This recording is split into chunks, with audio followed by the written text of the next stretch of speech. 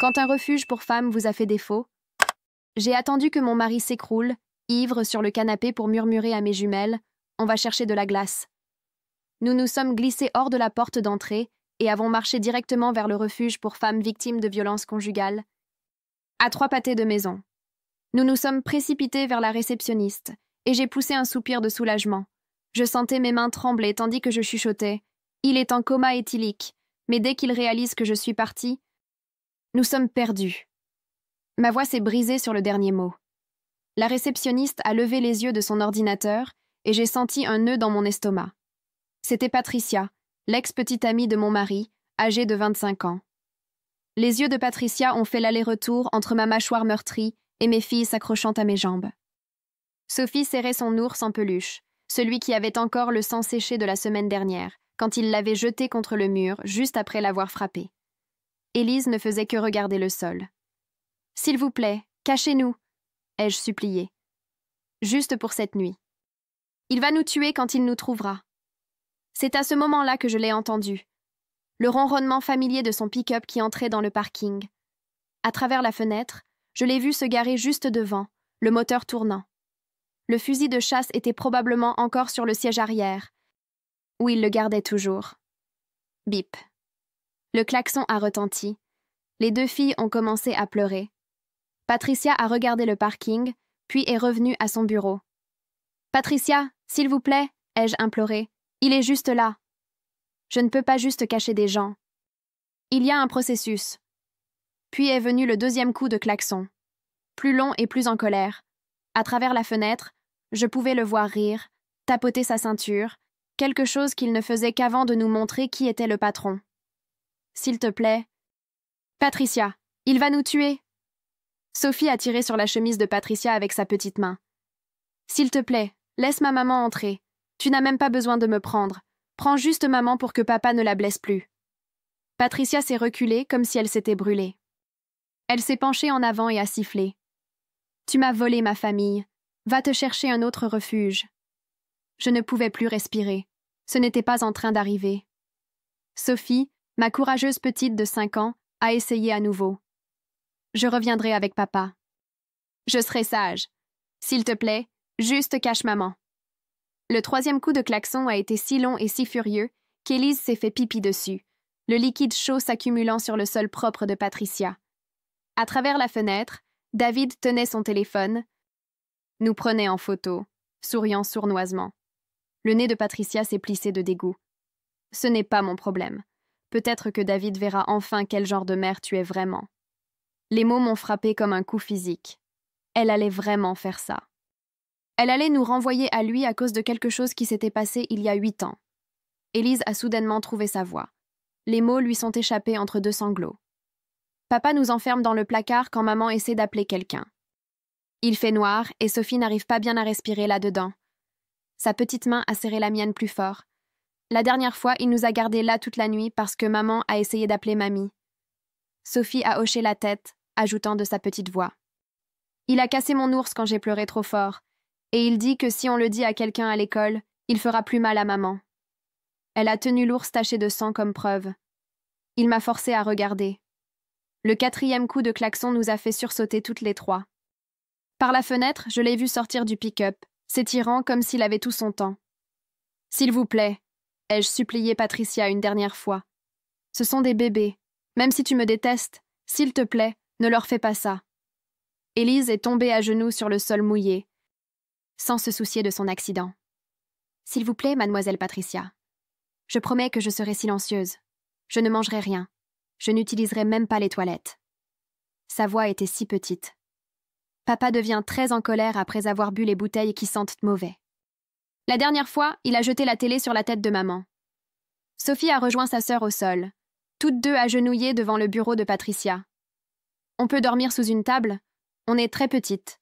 Personne ne saura qu'on est là. » Elle pleurait si fort qu'elle pouvait à peine prononcer les mots. « S'il vous plaît, ne nous forcez pas à y retourner.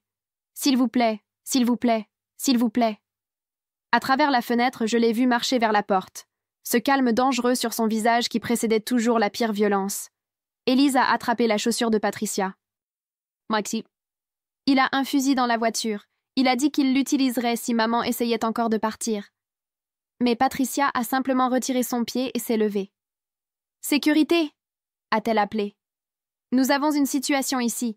Cette femme refuse de partir. » Mes jambes ont fléchi. Il était à la porte maintenant, essayant d'ouvrir la poignée, la trouvant verrouillée, me souriant à travers la vitre. J'ai attrapé les 2 filles, qui étaient encore à genoux, suppliant, et je les ai tirées vers le haut. Il n'y avait nulle part où courir. J'ai pris les mains des 2 filles et je les ai soulevées du sol, les tirant si près de mes jambes que je pouvais les sentir trembler. À travers la porte vitrée, David est adossé à son pick-up, les bras croisés. Ce sourire sur son visage qui me retourne l'estomac. Patricia fixe l'écran de son ordinateur comme si nous étions invisibles. Comme si mes filles n'étaient même pas là, trempées et en pleurs. Je réalise qu'elle va vraiment faire ça. Elle va le laisser nous prendre et quelque chose se brise dans ma poitrine. Mes yeux parcourent le hall à la recherche de n'importe quoi. N'importe quel moyen de sortir et c'est à ce moment-là que je le vois.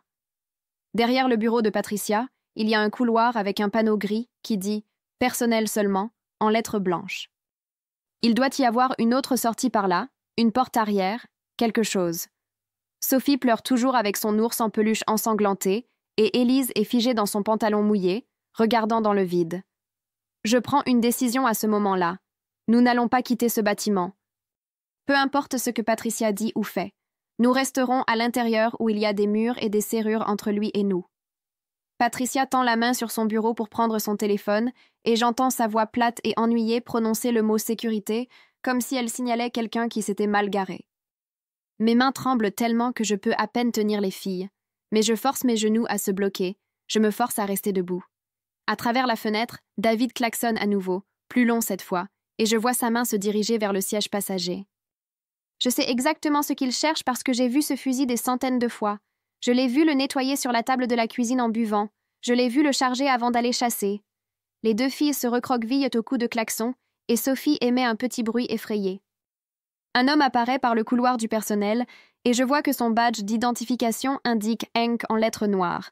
Il est plus âgé, peut-être une 60aine d'années, avec des cheveux gris et un uniforme de garde de sécurité qui lui va un peu grand. Ses yeux sont gentils, cependant, très gentils, et il se déplace rapidement, assimilant tout. Il regarde Patricia, puis moi, et mes filles collées à mes jambes, puis par la fenêtre le pick-up de David. Quelque chose change sur son visage. Sa bouche se crispe et ses yeux se durcissent. Il sort une radio de sa ceinture d'un geste fluide. Hank parle dans la radio d'une voix calme, posée, mais sérieuse, donnant une adresse et disant quelque chose à propos d'une possible situation de violence conjugale et d'un sujet armé dans un véhicule. Il dit « Je demande une intervention policière immédiate » et je sens quelque chose se relâcher dans ma poitrine, juste un peu. Patricia commence à dire quelque chose, sa bouche s'ouvre avec ce regard d'agacement, mais Hank lève la main sans même la regarder. Elle arrête de parler. Il place son corps entre nous et la porte vitrée, se mettant juste au milieu et me dit de cette même voix calme de m'éloigner des fenêtres. Sa voix est douce mais ferme, comme s'il savait exactement ce qu'il faisait. Je tire Sophie et Élise vers le coin du hall, l'endroit où le mur bloque la vue de l'extérieur. Je sens que mes jambes peuvent céder à tout moment, mais je continue d'avancer. Hank marche jusqu'à la porte et j'entends le clic du verrou qui se tourne de l'intérieur. Dehors, la portière du pick-up de David claque. Le son fait sursauter les 2 filles.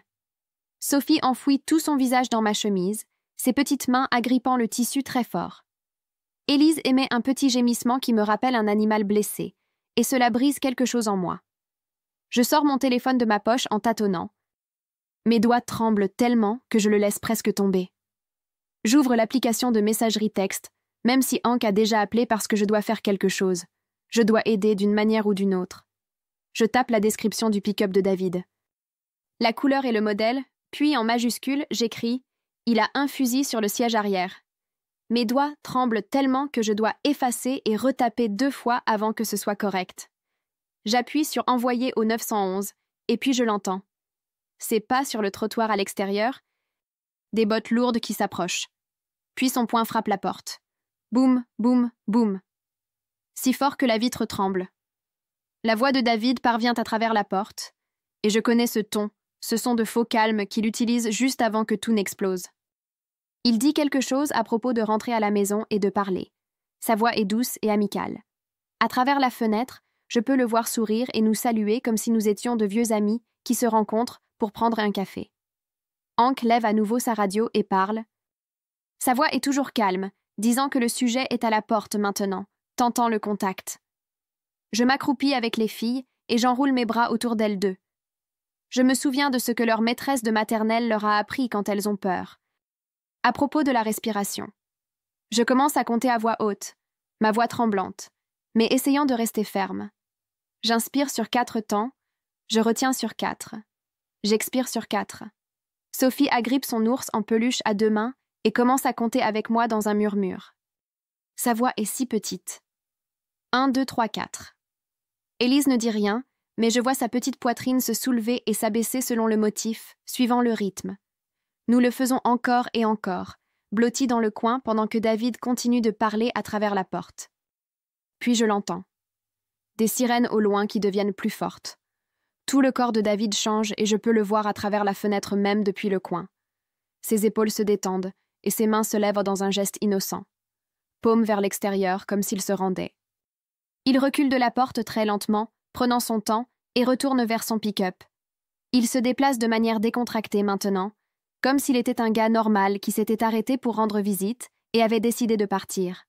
Comme s'il n'avait pas juste frappé à la porte à coups de poing, comme s'il n'y avait pas de fusil sur son siège arrière. Les sirènes se rapprochent et deviennent plus fortes, et j'embrasse mes filles plus fort, continuant à compter les respirations, attendant ce qui se passera ensuite. Les sirènes deviennent si fortes que mes oreilles me font mal. Et tout d'un coup, 2 voitures de police tournent dans le parking, leurs lumières clignotant en rouge et bleu partout. Je vois à travers la fenêtre 4 officiers sortir, et je peux voir leurs mains planer près de leur ceinture où se trouvent leurs armes. David est adossé à son pick-up maintenant, les bras croisés, comme s'il était un gars normal attendant qu'un ami se montre. Un officier marche vers lui tandis qu'un autre se dirige directement vers l'entrée du refuge. Le 3e et le 4e officier se dispersent, et je réalise qu'ils s'assurent qu'ils ne puissent pas s'enfuir. La voix de Patricia traverse le hall et elle est aiguë et en colère. Elle dit « Tout cela est un drame inutile, et elle aurait dû être traitée normalement comme n'importe quel autre client. » Hank ne tourne même pas la tête pour la regarder.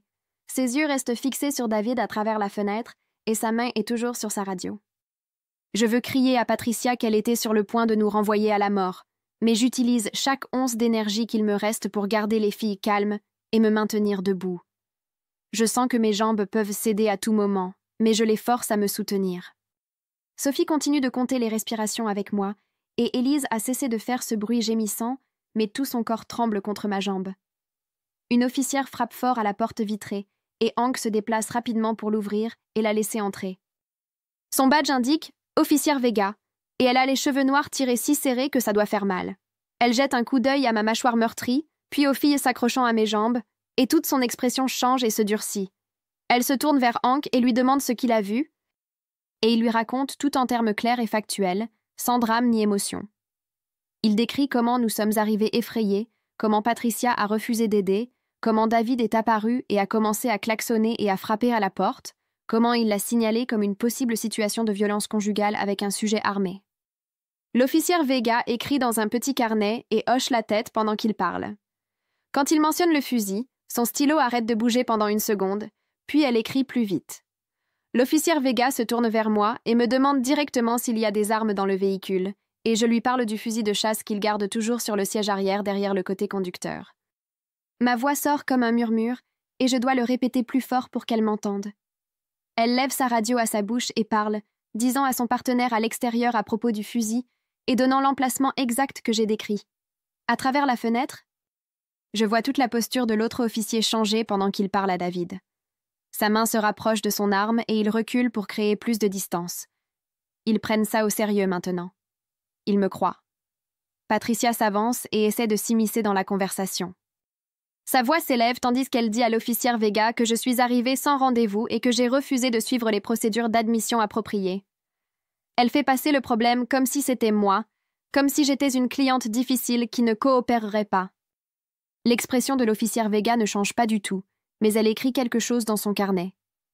Hank bouge maladroitement et je le vois regarder Patricia comme s'il la voyait clairement pour la première fois, comme s'il réalisait ce qu'elle a failli nous faire. L'officière Vega se tourne vers elle et le regard sur son visage pourrait geler le feu.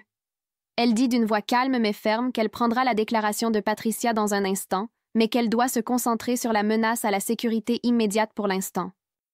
La bouche de Patricia se referme brusquement, mais je peux voir la rage monter dans ses yeux comme un orage sur le point d'éclater. Elle croise les bras et recule, mais elle me fixe avec une haine pure. Hank change son poids inconfortablement, et je le vois regarder Patricia comme s'il la voyait clairement pour la première fois. Comme s'il réalisait ce qu'elle a failli nous faire. À travers la fenêtre, je vois les officiers faire passer à David un test de sobriété sur le terrain, juste là sur le parking. Ils le font marcher en ligne droite, talon pointe, et il titube sur le côté. Ensuite, ils le font toucher son nez avec son doigt et il échoue 2 fois. Quand ils lui disent de se tenir sur une jambe, il manque de tomber complètement. Il est clairement toujours ivre après s'être évanoui sur notre canapé plus tôt, et les officiers peuvent le voir. L'officière Vega m'explique à voix basse que cela leur donne une cause probable pour fouiller le véhicule.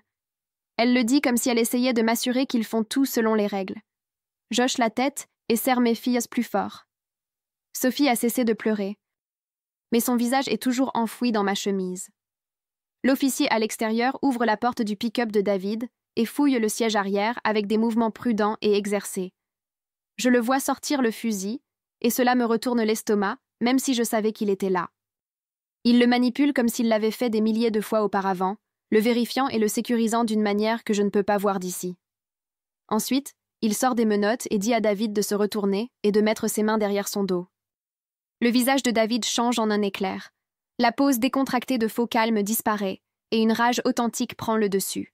Son visage devient rouge, et je peux le voir crier quelque chose aux officiers même si je n'entends pas les mots à travers la vitre. Ils lui mettent les menottes quand même et l'emmènent vers une des voitures de police. Je sens la prise de Sophie sur ma main se relâcher juste un peu. Pas beaucoup, mais je le remarque. L'officière Vega demande si je suis prête à faire une déclaration, et j'hoche la tête même si ma voix est coincée dans ma gorge. Elle sort son bloc-notes à nouveau et commence à poser des questions d'une manière douce mais approfondie. Elle demande depuis combien de temps les abus durent, et je lui dis que c'est depuis avant la naissance des filles. Elle demande s'il nous a déjà menacés avec des armes, et je lui dis oui, plusieurs fois, surtout quand il a bu.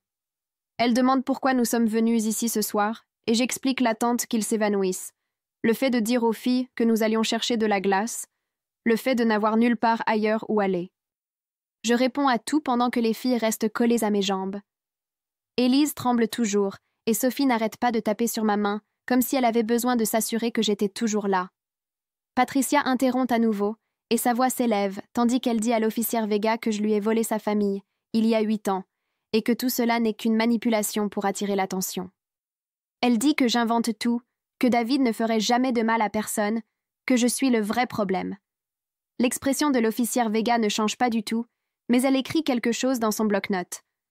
Hank bouge inconfortablement, et je le vois regarder Patricia comme s'il la voyait clairement pour la première fois ce soir. Son visage affiche quelque chose qui ressemble à de la déception, ou peut-être du dégoût. Patricia continue de parler, mais l'officière Vega lève la main pour l'arrêter, et Patricia se tait finalement. Le silence est dense et lourd. L'officière Vega range son bloc-notes et sort son téléphone.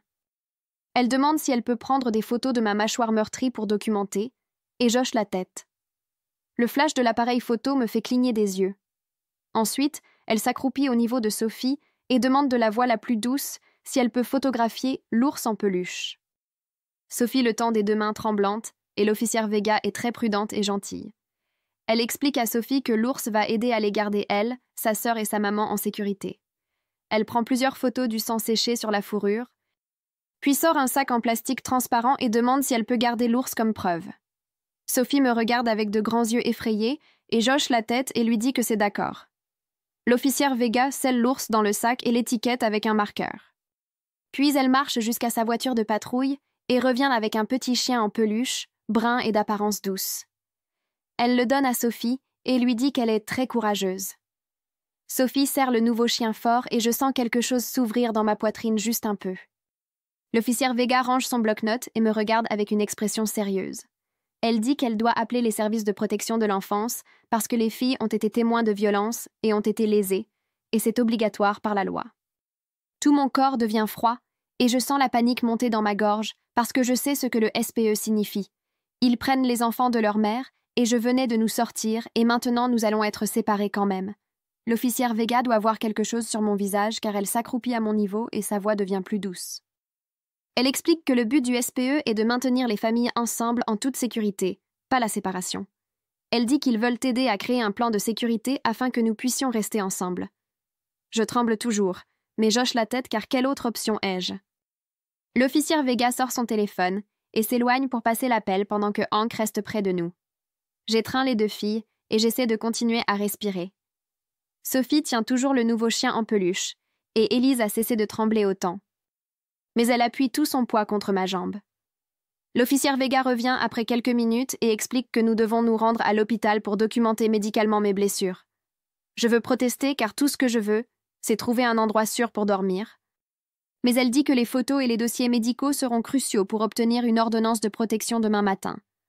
Les mots « ordonnance de protection » font que quelque chose se déclenche dans mon cerveau et je réalise qu'il s'agit d'une vraie protection légale.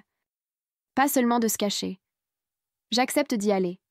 Hank intervient et propose de nous accompagner jusqu'à la voiture de police par le couloir du personnel afin que nous n'ayons pas à passer devant le pick-up de David sur le parking.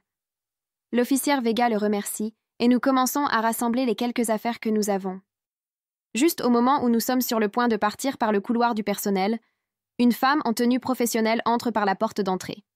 Elle a peut-être la quarantaine, avec des cheveux noirs tirés en arrière, et elle porte un blazer même s'il est tard dans la nuit. Elle marche directement vers le bureau et se présente comme Laetitia Campbell, la superviseure du refuge. Elle demande ce qui s'est passé et sa voix est calme mais ferme.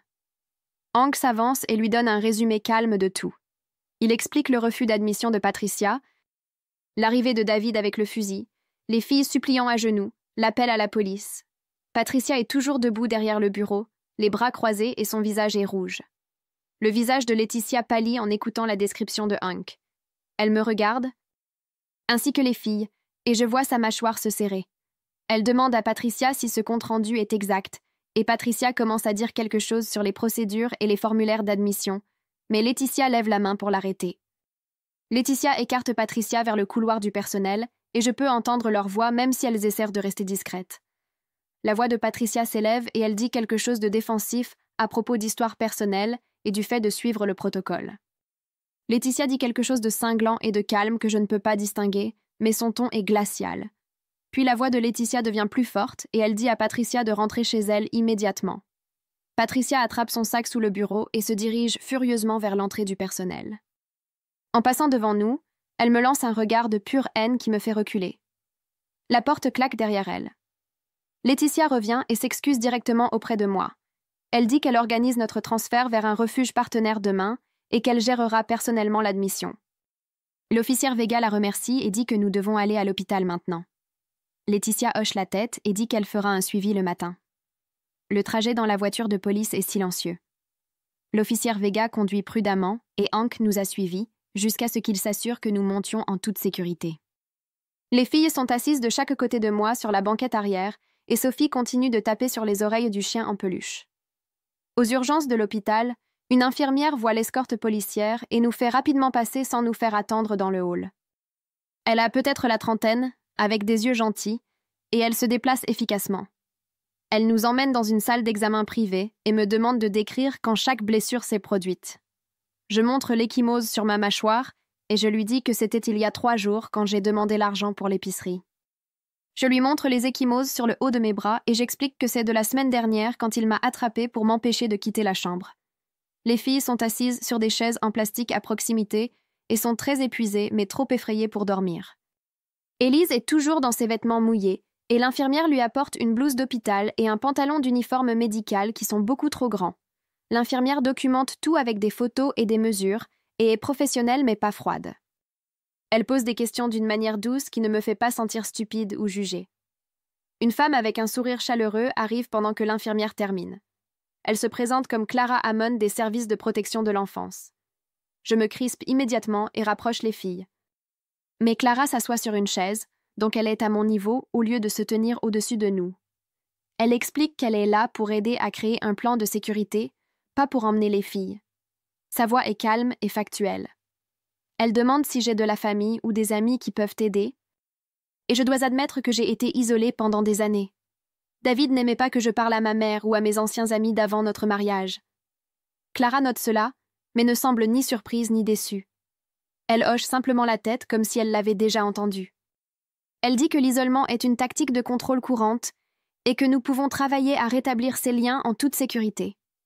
Clara demande si elle peut interviewer les filles séparément et mon estomac se serre, mais je sais que je dois la laisser faire.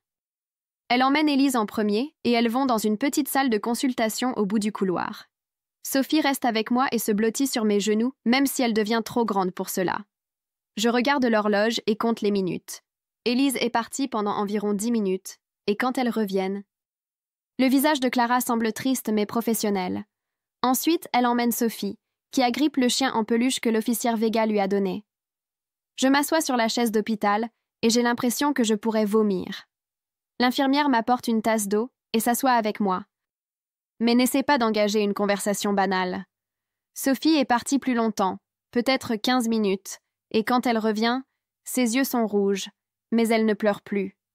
Clara me fait un petit hochement de tête qui, je pense, signifie que les filles se sont bien débrouillées. Pendant que Clara écrit ses notes, une autre femme arrive. Elle est plus jeune que Clara, peut-être une vingtaine d'années, et porte un sac en bandoulière. Elle se présente comme Faye Coleman, une défenseure de la violence conjugale. Elle me tend un téléphone jetable encore dans son emballage plastique et un dossier rempli de papiers et de dépliants. Elle s'assoit à côté de moi et explique que David sortira probablement rapidement de prison sous caution, peut-être dans les 24 heures. Elle dit que je dois déposer une ordonnance de protection d'urgence à la première heure demain matin au tribunal. La façon dont elle le dit est factuelle, mais pas effrayante. Elle n'essaie pas de m'effrayer, elle me donne juste des informations que je dois savoir. Elle ouvre le dossier et me montre les documents de l'ordonnance de protection et explique ce que chaque section signifie.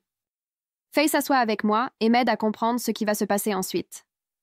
Elle passe en revue le processus de l'audience de l'ordonnance de protection et explique les accusations criminelles contre David et parle de la planification de la sécurité pour quand il sortira. Elle me traite comme quelqu'un capable de prendre des décisions, plutôt que comme une victime impuissante qui a besoin d'être secourue. C'est la première fois ce soir que je sens que je peux peut-être vraiment faire ça. Elle me pose des questions sur l'endroit où nous allons loger et si j'ai accès à de l'argent et quelle est ma situation professionnelle. Je réponds honnêtement, même si certaines des réponses sont embarrassantes. Faye note simplement tout et ne juge pas. Elle dit « Nous allons régler ça une étape à la fois ». L'officière Vega revient pour voir comment nous allons et elle a une mise à jour. Elle explique que David est détenu pour des accusations de conduite en état d'ivresse, DUI, violence conjugale et mise en danger d'enfant. La combinaison des accusations signifie que sa caution sera plus élevée que d'habitude, mais elle me prévient qu'il est probable qu'il soit libéré sous caution dans les 24 heures. Elle dit que nous devons agir rapidement avec l'ordonnance de protection. Mon bref moment de soulagement en apprenant qu'il est en prison s'évapore lorsque je réalise qu'il pourrait sortir demain soir. L'officière Vega voit mon visage et me rappelle qu'une fois que l'ordonnance de protection sera en place, tout contact de sa part entraînera une arrestation immédiate. Elle me donne sa carte avec son numéro direct écrit au dos. Clara termine ses documents et dit qu'elle nous rendra visite demain après-midi. Faye dit qu'elle me retrouvera au palais de justice à 9h du matin pour m'aider avec le dépôt de l'ordonnance de protection. Clara revient avec les deux filles et s'assoit en face de nous dans la salle d'attente de l'hôpital. Elle sort un bloc-notes jaune et clique sur son stylo. Elle demande où nous allons loger ce soir et je réalise que je n'ai pas de réponse, parce que le refuge n'est plus sûr. Faye intervient avant que je ne panique et me dit qu'elle peut obtenir un bon de motel grâce au programme de soutien. Clara note cela et continue de poser des questions sur ma situation professionnelle, si j'ai accès à nos comptes bancaires et si David sait où vit ma famille. Je réponds à tout aussi honnêtement que possible, même si certaines choses m'embarrassent. Elle prend note de tout, puis arrache les feuilles du haut et me les donne comme copie. Elle dit « Ceci est notre plan de sécurité et nous le mettrons à jour au fur et à mesure que les choses changent. » Le téléphone de Faye sonne et elle regarde l'écran avant de le mettre sur haut-parleur. C'est la voix de Laetitia qui parle vite et s'excuse sans cesse. Elle explique que Patricia a été mise en congé administratif immédiat en attendant une enquête complète. Faye s'enquiert de notre transfert et Laetitia dit qu'elle arrange personnellement notre déménagement dans un refuge partenaire dans le comté voisin demain, où David ne pensera pas à chercher. J'arrive à dire « merci » et ma voix se brise sur les deux mots. Laetitia dit qu'elle appellera demain pour les détails et raccroche. L'horloge murale indique qu'il est minuit passé lorsque l'infirmière apporte enfin nos papiers de sortie. L'officière Vega apparaît avec un sac en plastique de vêtements donnés provenant de la réserve d'urgence de l'hôpital. Des t-shirts et des pantalons de survêtement qui ne nous vont pas bien, mais ils sont propres et à nous. Elle nous emmène par une porte latérale pour éviter la salle d'attente principale et nous montons dans sa voiture de patrouille. Les filles se blottissent sur la banquette arrière et je m'assois à l'avant, regardant les lumières de la rue défiler. Elle conduit jusqu'à un motel à la périphérie de la ville avec des portes extérieures et une enseigne au néon clignotante qui dit « Vacant ». Elle nous escorte jusqu'à la chambre 127 et prend la clé pour ouvrir. Elle vérifie la salle de bain et regarde sous les 2 lits et teste les verrous des fenêtres avant de me rendre la clé. Elle me rappelle d'appeler le 911 si quoi que ce soit arrive. Et puis elle part. Je ferme la porte à clé et fais glisser la chaîne et pousse une des chaises sous la poignée de porte comme je l'ai vu dans les films. Je vérifie les verrous des fenêtres 2 fois, même si l'officière Vega vient de les vérifier. Les filles n'enlèvent même pas leurs chaussures avant de s'effondrer sur l'un des lits doubles. Je m'assois sur l'autre lit et sors le téléphone jetable de l'emballage. Mes mains tremblent en enlevant le plastique et en l'allumant. J'enregistre le numéro de Faye d'abord, puis le numéro de l'officière Vega comme mes 2 seuls contacts. Je sens que mon corps pèse 1000 livres et chaque muscle crie de dormir, mais mon cerveau ne s'arrête pas. Je m'assois contre la tête de lit et fais un inventaire mental de ce que nous avons. Les vêtements que nous portons qui sentent l'hôpital et la peur. Le sac donné de t-shirts et de pantalons qui ne nous vont pas. Le téléphone jetable avec 2 numéros enregistrés. Le nouveau chien en peluche de Sophie et les vêtements mouillés d'Élise dans un sac en plastique. Le dossier de papier sur les ordonnances de protection, les ressources et la planification de la sécurité. Ce n'est presque rien, mais c'est plus que ce que nous avions il y a 6 heures quand nous avons franchi la porte d'entrée. Sophie et Élise dorment maintenant, blotties l'une contre l'autre au milieu du lit, comme elles le faisaient quand elles étaient bébés. Je sors les documents de l'ordonnance de protection du dossier et les emporte dans la salle de bain. J'allume la lumière et ferme la porte presque complètement pour ne pas les réveiller. Je m'assois sur le couvercle de la toilette fermée et commence à remplir les formulaires. Ma main tremble tellement que le stylo glisse, mais je me force à écrire chaque incident dont je me souviens. La fois où il a jeté la télévision, la nuit où il les a enfermés dans le placard pendant 8 heures. Les menaces sur ce qu'il ferait si jamais je partais. Chaque échymose et chaque chose cassée et chaque fois où j'ai cru qu'il pourrait vraiment nous tuer. Le téléphone jetable vibre et je manque de le laisser tomber. Numéro inconnu. J'ouvre le message et ce n'est qu'une photo de notre maison, sans aucun mot. Les lumières sont allumées à l'intérieur et je peux voir son pick-up dans l'allée. Mes mains deviennent engourdies et froides et je dois me rappeler de respirer. Je le transfère à Faye comme elle m'a dit de faire avec toute tentative de contact. Elle répond en 2 minutes en disant qu'elle documente tout et que je devrais essayer de dormir. Je mets un réveil pour 7 heures et j'essaie de fermer les yeux, mais chaque bruit me fait sursauter. La portière d'une voiture quelque part sur le parking. Des pas sur la passerelle à l'extérieur. Des voix provenant d'une autre chambre. Vers 4 heures du matin, je m'endors finalement assise contre la tête de lit.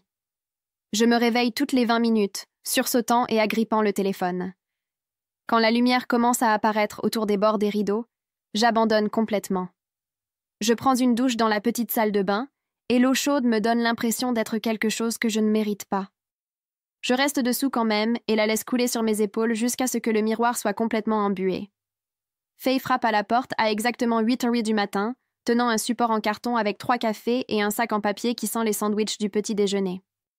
Elle étale mes documents d'ordonnance de protection sur la petite table près de la fenêtre et m'aide à ajouter des détails et des dates plus spécifiques. Elle encercle les sections où je dois être plus claire et écrit des notes dans les marges sur ce que le juge voudra savoir.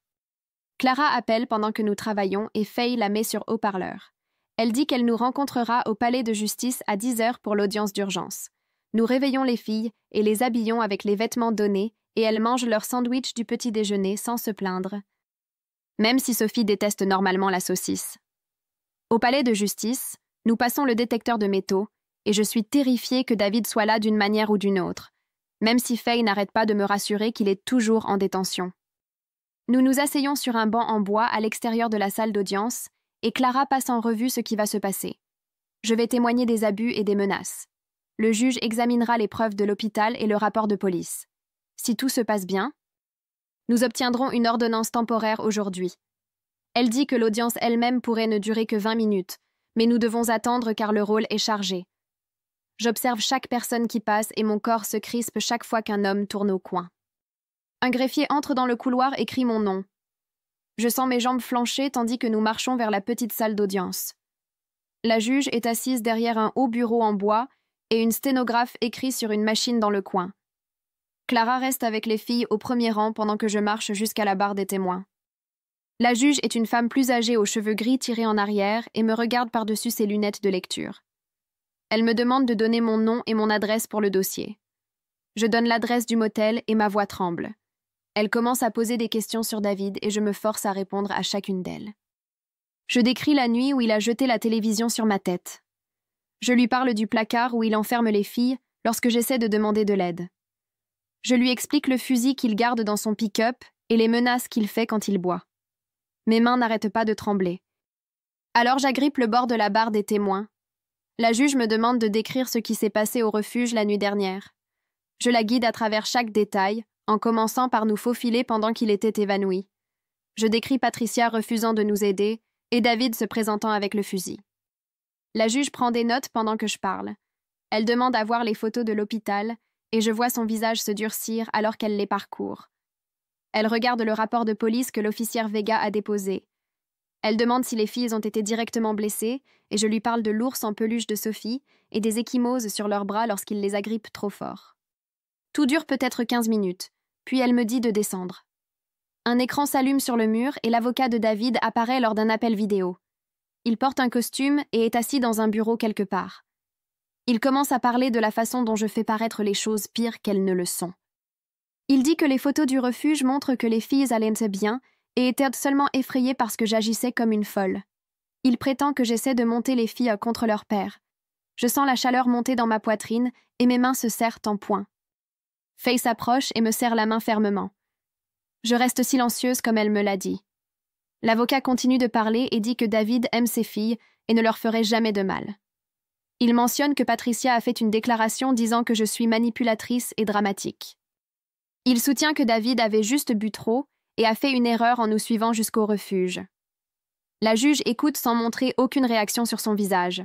Lorsque l'avocate a terminé, elle le remercie et l'écran s'assombrit. La juge regarde ses papiers pendant ce qui semble être une éternité, mais n'est probablement qu'une minute. Puis elle commence à lire un formulaire sur son bureau. Elle accorde une ordonnance de protection d'urgence temporaire avec effet immédiat. David ne peut pas me contacter ni les filles de quelque manière que ce soit. Il doit rester à au moins 500 pieds de nous en tout temps. Il doit remettre toutes les armes à feu à la police dans les 24 heures. Il ne peut voir les filles que par des visites supervisées et seulement s'il complète un programme de traitement de l'alcool. Je sens des larmes couler sur mon visage, mais je ne sais pas si c'est du soulagement ou juste de l'épuisement pur de tout. La juge continue de lire et ajoute que toute violation entraînera une arrestation immédiate. Elle fixe des conditions de cautionnement qui incluent une surveillance GPS afin qu'il puisse suivre où il va. Il ne peut pas boire d'alcool du tout. Elle fixe une audience complète dans 2 semaines à partir d'aujourd'hui. Faye se penche et murmure que c'est une ordonnance vraiment forte et que David aura de sérieux problèmes s'il en enfreint une partie. Nous sortons de la salle d'audience et je tiens des copies de l'ordonnance de protection dans mes mains tremblantes. Les filles sont silencieuses et fatiguées. Clara me dit qu'elle me rendra visite demain et me rappelle d'appeler si quelque chose arrive. Faye nous accompagne vers la sortie du palais de justice. Dehors, sur les marches, Laetitia nous attend près d'un pilier en béton. Elle s'approche de moi et ses yeux semblent tristes et pleins de regrets. Elle dit que le travail de Patricia est en cours de révision par le conseil et s'excuse personnellement pour ce qui s'est passé au refuge. Elle dit que le refuge ne nous a pas protégés et que c'est inacceptable. Puis elle se retourne et je suis son regard vers le parking. Patricia est debout près d'une voiture argentée, nous observant. Laetitia marche vers elle et je ne peux pas entendre ce qu'elles disent, mais le visage de Patricia devient complètement blanc. Elle monte dans sa voiture et s'en va rapidement. Nous prenons un taxi pour retourner au motel, car Faye doit s'occuper d'un autre client. Le chauffeur ne pose aucune question lorsque je lui donne l'adresse. Les filles s'endorment sur la banquette arrière pendant le court trajet. Au motel, je porte Élise pendant que Sophie marche à côté de moi, à moitié endormie. À l'intérieur de notre chambre, je commence à ramasser nos quelques affaires dans le sac donné. Nous devons faire nos valises et nous rendre au nouveau refuge que Laetitia a arrangé. Je suis en train de plier les t-shirts de rechange lorsque je regarde par la fenêtre. Tout mon corps devient froid. Le pick-up de David entre dans le parking à l'instant même. Il est déjà libéré sous caution et il viole l'ordonnance de protection moins de 3 heures après que le juge l'ait émise. J'attrape les 2 filles et les tire vers la salle de bain.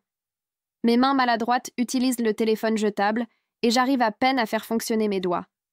Sophie commence à pleurer et à demander ce qui ne va pas. Je nous enferme dans la salle de bain et ferme la porte à clé. Je compose le 911 avec des doigts tremblants. L'opératrice répond et je murmure notre emplacement aussi bas que possible. Je décris le pick-up de David et lui dis qu'il viole une ordonnance de protection d'urgence qui a été émise ce matin. Elle me dit de rester en ligne et j'entends sa radio grésiller pendant qu'elle appelle les officiers. À travers la porte de la salle de bain, j'entends des pas lourds à l'extérieur de notre chambre de motel. Puis j'entends sa voix utilisant ce ton de faux calme qui me donne la chair de poule. Il dit qu'il veut juste parler.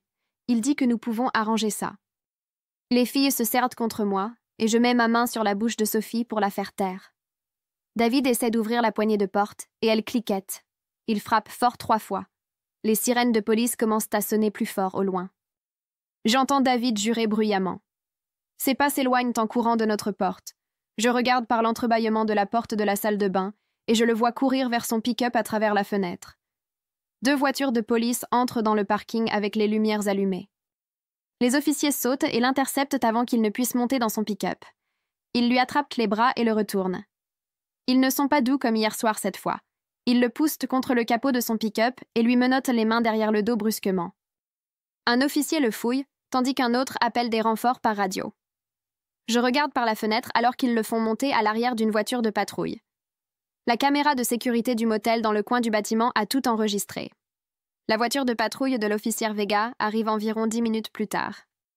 Elle frappe à notre porte et s'identifie. J'ouvre et les filles courent immédiatement vers moi en pleurant. Sophie ne lâche pas ma jambe. Élise refait ce petit bruit gémissant. Vega entre et ferme la porte derrière elle. Elle nous demande de nous asseoir et de lui raconter exactement ce qui s'est passé. J'explique le fait de faire nos valises et de voir son pick-up entrer. Je décris le fait de nous cacher dans la salle de bain et d'appeler le 911. Elle écrit tout dans son carnet. Elle explique que violer une ordonnance de protection aussi rapidement montre au juge qu'il est dangereux. Elle dit qu'ils vont probablement révoquer sa caution complètement cette fois. Elle demande si nous savons comment il nous a trouvés. Je sors le téléphone jetable et lui montre le message texte avec la photo de notre maison de la nuit dernière.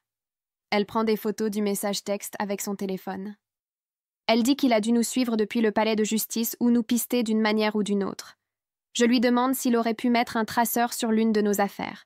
Je réalise que nous sommes partis sans rien d'autre que les vêtements que nous portions et le sac donné de l'hôpital. Il n'y a aucun moyen qu'il ait pu pister nos affaires. Il a dû suivre le taxi. L'officière Vega demande à quelqu'un par radio de vérifier les caméras extérieures du motel. Sophie ne lâche pas ma main et Élise tremble contre ma jambe. L'officière Vega nous dit que David retournera en prison sans caution cette fois. Elle dit que violer une ordonnance de protection 2 fois en une journée prouve qu'il est dangereux. Mon téléphone jetable sonne pendant qu'elle parle encore et l'écran affiche le numéro de Clara. Je réponds et la voix de Clara est urgente. Elle dit que nous devons nous déplacer vers le refuge confidentiel tout de suite. Clairement, David a des moyens de nous trouver que nous ne comprenons pas encore. Elle passe en revue le plan de sécurité au téléphone. Pas d'école pour les filles tant que nous ne sommes pas complètement en sécurité. Pas de contact avec quiconque pourrait accidentellement lui donner notre emplacement. Je peux l'entendre taper pendant qu'elle parle. Elle dit que Faye organise déjà le transport vers le nouvel endroit. L'officière Vega hoche la tête lorsque je lui dis ce que Clara a dit. Elle propose d'attendre avec nous jusqu'à ce que notre transport arrive. Les filles sont assises sur le lit en se serrant l'une contre l'autre pendant que je refais le sac de nos affaires données. Nous n'avons été ici que quelques heures, mais cela ressemble à des jours. Un coup à la porte nous fait sursauter toutes les 3.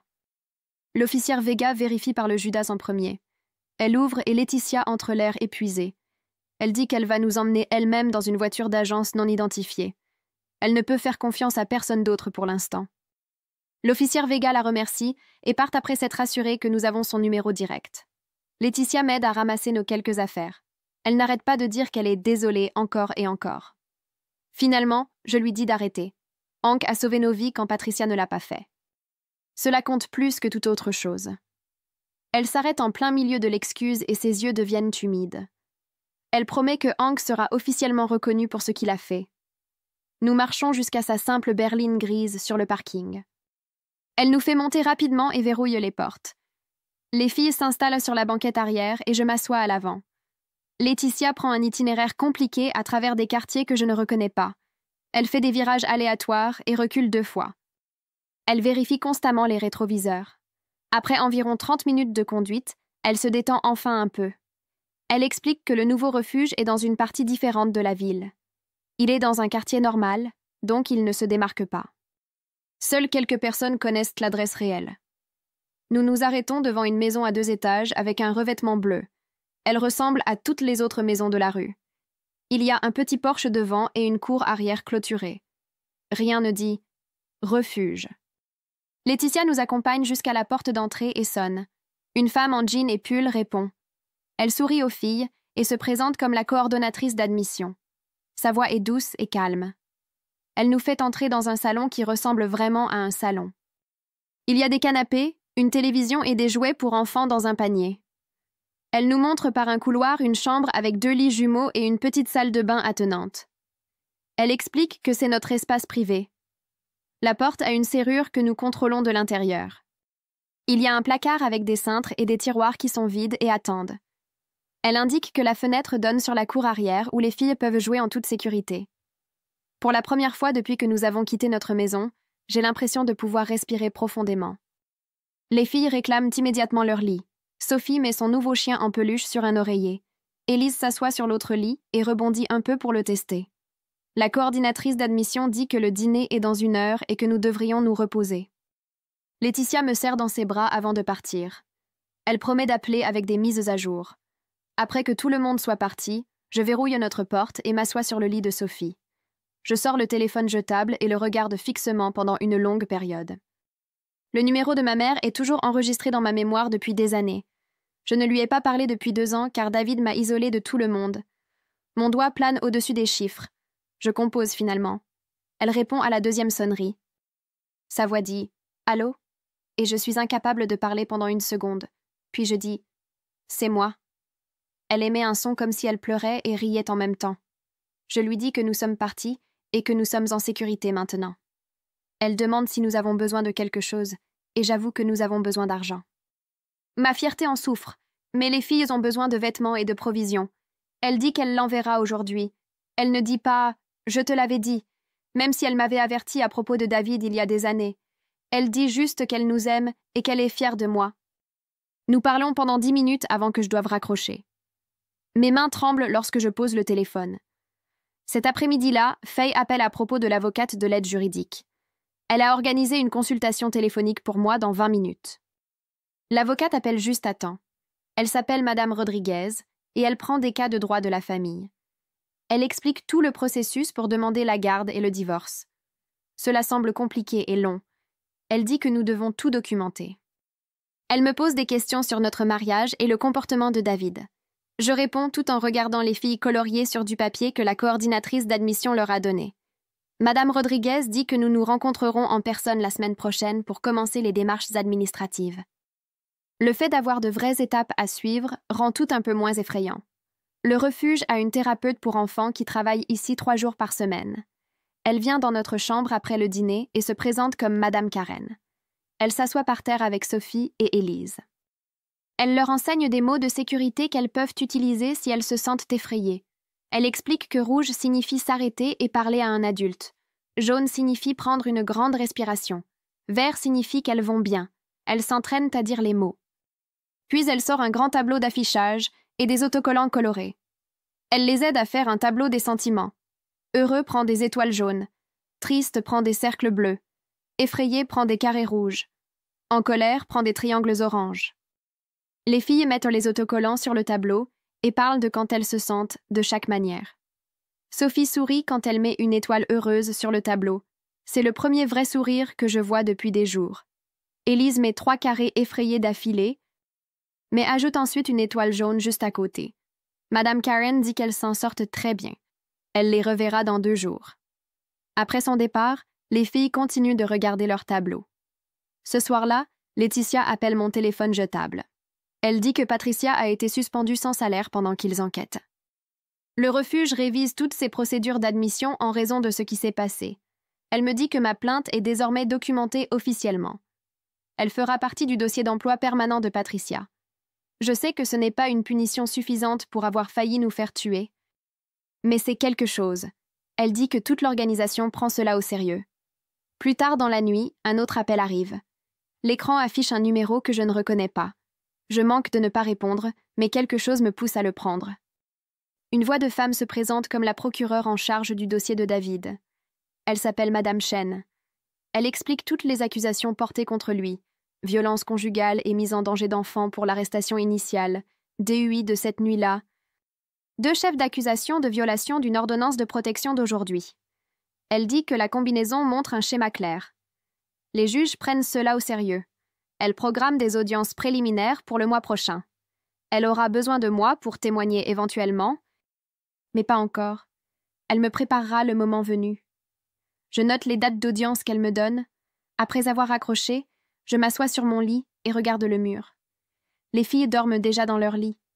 Je commence à penser à tout ce qui m'attend. Les dates d'audience et le témoignage, le processus de divorce, reconstruire toute notre vie. Je me demande si je suis vraiment assez forte pour faire tout ça. Un léger coup à la porte me fait sursauter. Je vérifie par le Judas et vois Faye debout là.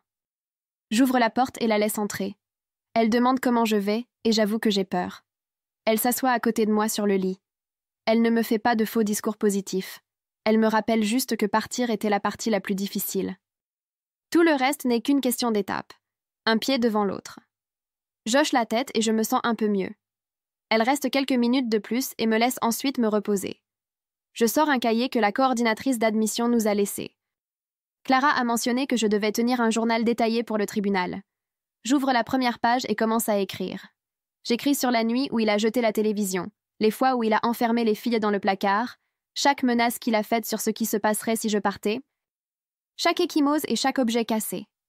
J'ai une crampe à la main après avoir rempli 6 pages. Je fais des photocopies sur la petite imprimante de la zone commune. Je mets tout dans le dossier que Faye m'a donné. Je l'étiquette avec la date et le range dans le placard de notre chambre. Tout écrire m'aide à voir que rien de tout cela n'était normal. Je n'étais pas folle de partir. C'était de la vraie maltraitance et nous avions tout à fait le droit de nous échapper. Ce soir-là, je vérifie les filles toutes les heures comme je le fais depuis que nous sommes arrivés ici. Vers 2h du matin, je remarque quelque chose de différent. Sophie et Élise sont blotties l'une contre l'autre dans un lit jumeau. Elles respirent profondément et régulièrement. Le bras de Sophie est enroulé autour de sa sœur, et Élise a son pouce dans la bouche comme elle le faisait quand elle était bébé. Je m'assois sur mon lit et je les regarde dormir pendant ce qui semble être des heures. Elles ne se réveillent pas quand quelqu'un passe devant notre porte. Elles ne bronchent pas quand une portière de voiture claque à l'extérieur. Elles continuent juste de dormir. Leurs visages sont paisibles d'une manière que je n'ai pas vue depuis des années. Je reste éveillée quand même car mon corps ne me laisse pas me détendre. Chaque bruit me crispe et me fait regarder la porte. Je vérifie les serrures 3 fois. Je regarde par la fenêtre pour balayer le parking.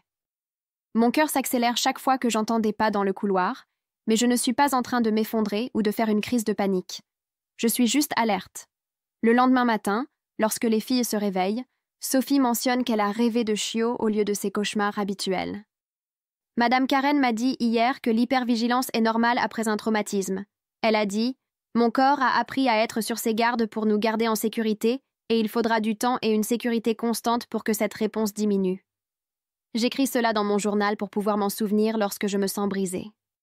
3 jours après avoir quitté la maison, je sors mon journal pendant la sieste de l'après-midi des filles. J'écris la date en haut d'une nouvelle page et je commence à faire une liste de tout ce qui s'est passé. L'ordonnance de protection d'urgence est active et appliquée par les tribunaux. David est en prison avec sa caution révoquée après qu'il l'ait violée. Les accusations criminelles sont déposées et progressent avec le bureau du procureur. Le SPE a un plan de sécurité en place qui se concentre sur le fait de nous garder ensemble, et non sur la menace d'emmener mes filles. Nous avons un refuge sûr avec des services de soutien et de conseil pour nous toutes. Patricia a fait face à de réelles conséquences pour ce qu'elle a fait et ne peut plus blesser d'autres familles maintenant. Je lis la liste 2 fois et j'ajoute plus de détails. L'ordonnance de protection nous couvre, moi et les 2 filles, jusqu'à l'audience complète dans 2 semaines. Les accusations criminelles comprennent la violence conjugale, la mise en danger d'enfants, le DUI et 2 chefs d'accusation de violation d'une ordonnance de protection. Le plan de sécurité du SPE a notre emplacement confidentiel et des vérifications régulières programmées. Le refuge fournit des repas, de la thérapie, un soutien juridique et une aide à la recherche d'emploi. Patricia a été suspendue sans salaire et a une plainte officielle dans son dossier. Ce n'est pas parfait, et je sais que la bataille juridique ne fait que commencer, mais nous sommes plus en sécurité qu'il y a 4 jours lorsque nous étions piégés dans cette maison. Je ferme le journal et le mets dans le dossier avec tous nos autres documents. Puis je fais des copies sur l'imprimante du refuge et les range à 2 endroits différents. Je prends le téléphone jetable et j'écris un message à Faye. Seulement 2 mots. Merci. Elle répond en quelques secondes comme si elle attendait de mes nouvelles. Le message dit « Notre rendez-vous d'aide juridique est demain à 10h et les filles ont leur prochaine séance de thérapie après-demain. » Elle demande comment nous allons et je lui dis que nous allons bien. J'enregistre la conversation pour pouvoir la relire plus tard lorsque le doute m'assaille. Puis un autre message texte arrive d'un numéro que je reconnais, l'officière Vega. Elle dit que la caution de David a été révoquée après la violation de l'ordonnance de protection et qu'il est détenu à la prison du comté en attendant son procès. Le juge a refusé toute caution future en raison du schéma de violence et de la violation rapide. Elle ajoute que je dois rester vigilante, mais que ce sont de bonnes nouvelles. Je lis son message 3 fois et je l'enregistre également. Avoir ces mises à jour concrètes aide lorsque mon cerveau commence à me dire que rien ne change réellement. Je pose le téléphone sur la table de nuit et je remarque que mes mains ne tremblent pas. Sophie se réveille de sa sieste et monte sur mon lit. Elle demande si nous pouvons avoir de la vraie glace maintenant comme je l'avais promis la nuit où nous sommes partis. Je regarde son doux visage et je réalise que nous le pouvons vraiment. Le refuge a une petite cour arrière avec des tables de pique-nique où les résidentes peuvent s'asseoir dehors pendant la journée. Je dis aux 2 filles de mettre leurs chaussures et nous marchons ensemble dans le couloir. La coordinatrice à la réception nous sourit et ouvre la porte de la cour. Nous sortons au soleil de l'après-midi et je sens la chaleur sur mon visage pour la première fois depuis des jours. Sophie et Élise courent vers la table de pique-nique et grimpent sur le banc. Je m'assois entre elles et nous partageons une pinte de glace à la vanille du congélateur du refuge en utilisant des cuillères en plastique. Sophie se met de la glace sur le nez et Élise rigole. C'est un moment tellement normal que j'en pleure presque. Je sais que la bataille juridique ne fait que commencer et que la guérison prendra des mois ou des années. Je sais que David est en prison en ce moment, planifiant probablement ce qu'il fera à sa sortie. Je sais que nous avons des audiences au tribunal, des séances de thérapie et des conversations difficiles devant nous. Mais en ce moment, à cet instant, nous sommes en sécurité. Nous sommes ensemble. Nous mangeons de la glace au soleil. Nous reprenons nos vies pas à pas. C'est l'histoire d'aujourd'hui. J'apprécie vraiment que vous ayez pris le temps d'écouter, car cela rend le fait de raconter ces histoires si spéciales. J'espère que cela vous a laissé un sentiment un peu plus léger.